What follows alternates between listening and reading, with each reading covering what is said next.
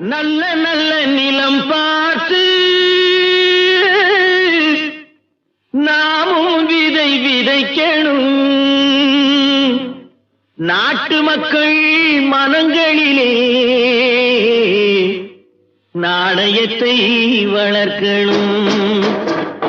நல்ல நல்ல நிலம் பார்த்து நாமும் விதை விதைக்கணும். நாட்டு மக்கள் மனங்களிலே நாணயத்தை வளர்க்கணும். பள்ளி என்ற நிலங்களிலே கல்வி தன்னை விதைக்கணும். பிள்ளைகளை சீர்திருத்தி பெரியவர்கள் ஆக்கணும்.